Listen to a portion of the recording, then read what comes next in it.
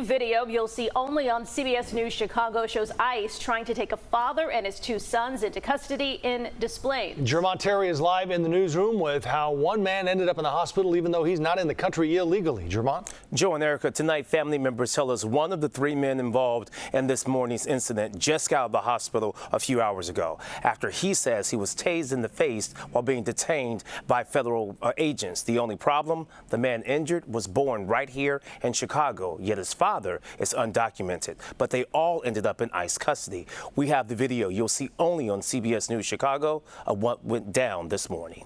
You're watching federal agents pull out weapons at 9:30 Tuesday morning. They boxed in this landscaping truck just as a father and two sons exited the 7-Eleven at Ballard and Powder Roads in Des Plaines.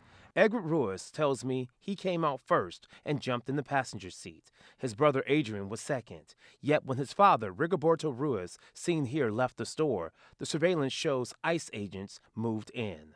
The video shows one agent came from in front of the truck and went to the passenger side where Edgar was. We cannot see what happened from this angle. We do see the truck reversing as more agents moved in. That's when you see Edgar at the top of your screen run across the busy road. ICE agents followed. The second brother ran down the block at the right of your screen. Yet the father, who is undocumented and has lived in the United States for 30 years, did not run. The Latino community as a whole under attack.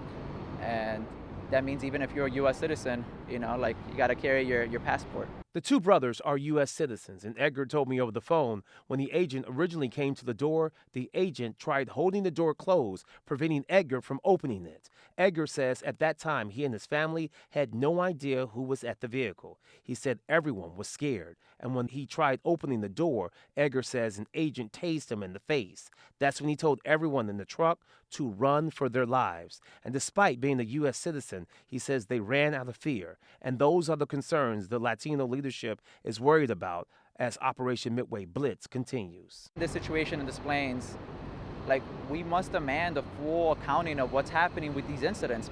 This is not about safety. This is an engineered crisis. Now, Edgar tells me he was detained for about 2 hours at a facility in Lombard. Once released, his family took him to get medical attention. The father remains in ICE custody tonight. We are waiting to hear back from Homeland Security officials about what they say happened at that 7-Eleven in Des Plaines. Live in the newsroom tonight, Jermont Terry, CBS News Chicago.